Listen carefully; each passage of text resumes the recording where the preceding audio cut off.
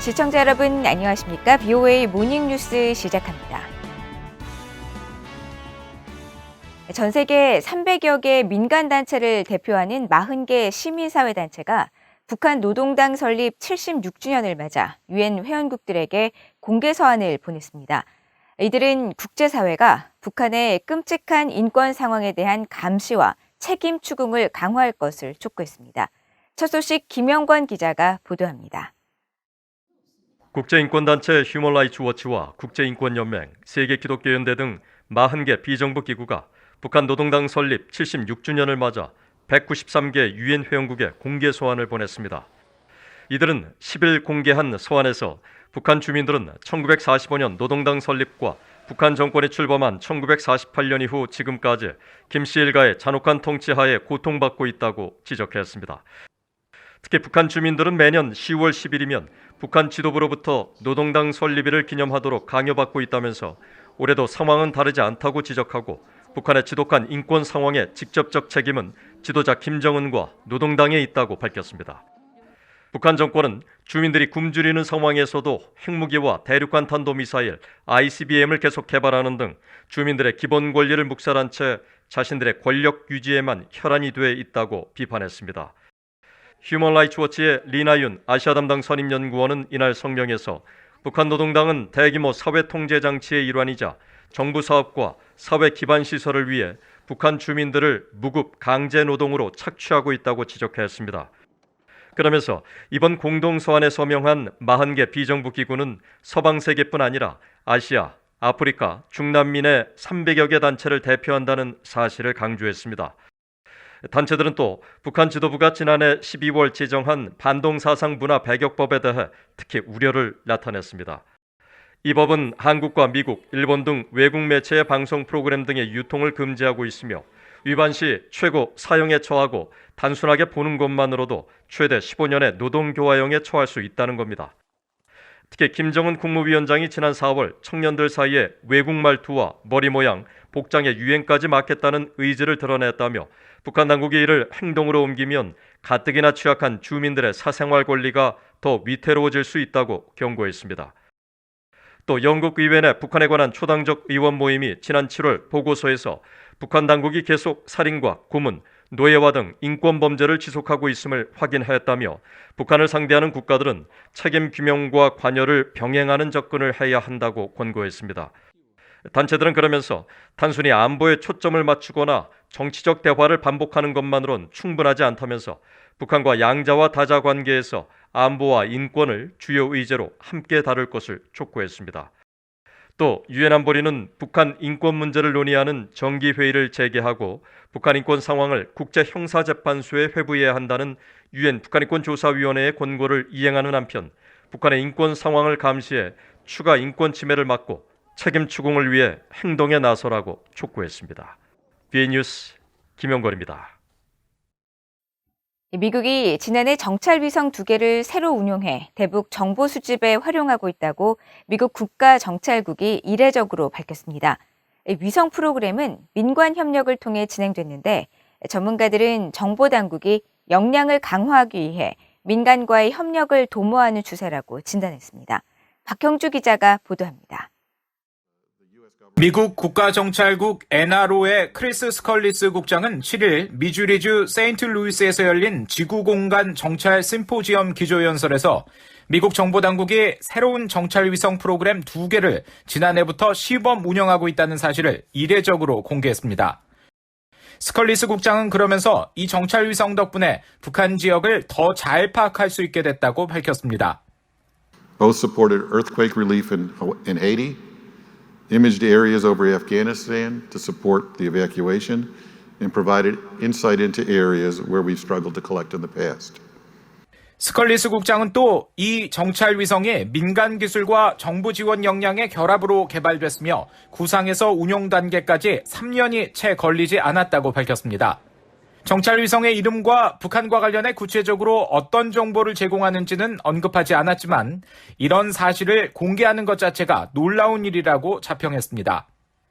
For anyone who's been around the NRO long enough, the fact we're sharing this much information in public is probably a big surprise. 국가정찰국은 1961년 창설됐는데 1992년에서야 일반에 공개됐을 만큼 존재 자체가 한동안 비밀에 붙여졌던 곳입니다. 과거 중앙정보국 CIA에서 대북 정보 업무를 담당했던 브루스 클링너 헤리티지 재단 선임연구원은 국가정찰국의 이런 특성을 감안하면 이번에 새로운 정찰 위성의 존재와 숫자, 활동 내용 등을 공개한 것은 매우 이례적이라고 평가했습니다. 또 새로운 정찰 프로그램이 북한의 핵과 탄도미사일 활동에 대한 감시 역량을 강화할 것이라고 설명했습니다. The NRO's announcement indicates the U.S. will have improved capabilities to monitor North Korea's growing nuclear and missile programs, which are all violations of numerous UN resolutions. CIA 북한 분석관을 지낸 수김 랜드 연구소 연구원은 정보 부문에서 정부와 민간의 기술과 역량 격차가 갈수록 벌어지고 있으며 이는 북한 등과 같은 어려운 대상에 대한 정보 수집과 분석 능력 약화를 가져온다고 말했습니다. 수김 연구원은 그러면서 미국 정보당국이 최근 민간 영역과의 협력을 강조하는 것은 이런 문제를 해결하려는 일환이며 안보 도전이 갈수록 커지는 상황에서 정보 수집과 분석 능력을 제고하려는 정부의 노력을 보여주는 것이라고 설명했습니다. 미국 국가정찰국의 스컬리스 국장은 이날 연설에서 민간 영역과 연간 수억 달러 규모의 계약을 체결했고 이런 계약에 따라 매주 1억 제곱킬로미터 면적에 대한 위성 이미지를 얻고 있다고 밝혔습니다. VOA 뉴스 박형주입니다. 성킴 미국 국무부 대북특별대표가 9일 중국의 류샤오밍 한반도 사무특별대표와 전화통화를 하고 북한 등 한반도 문제를 논의했습니다.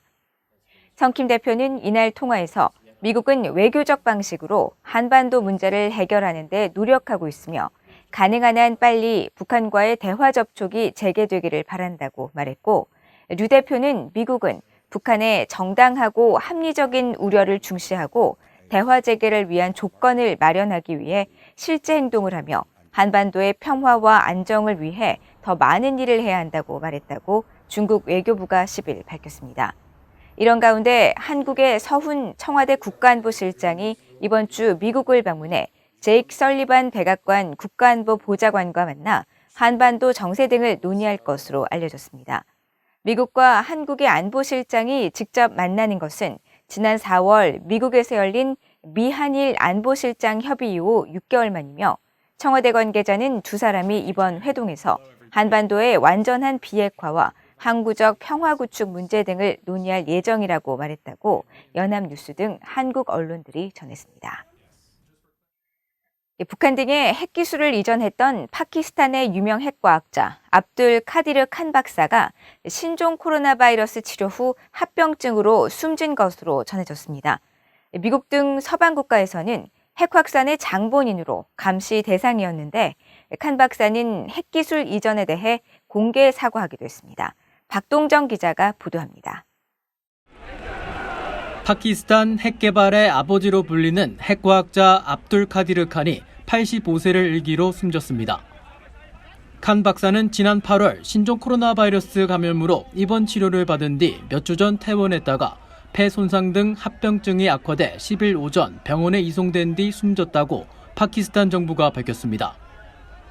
파키스탄 정부는 칸 박사에 대해 핵을 보유한 최초의 이슬람 국가로 만든 영웅으로 칭송하지만 미국 등 서방 국가에서는 그를 핵기술을 북한과 리비아, 이란 등 불량 국가에 팔아넘긴 위험인물로 평가합니다.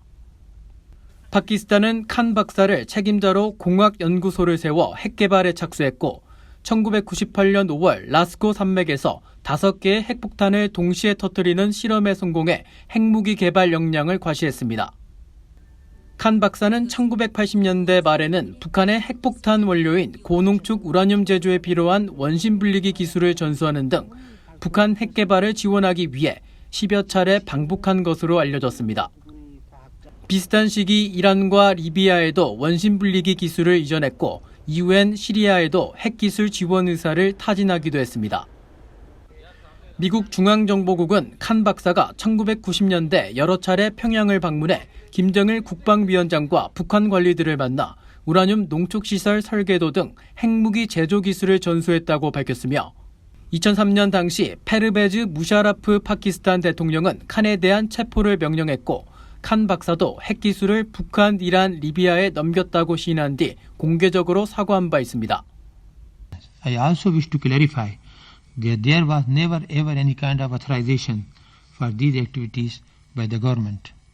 I take full responsibility for my actions and seek your pardon.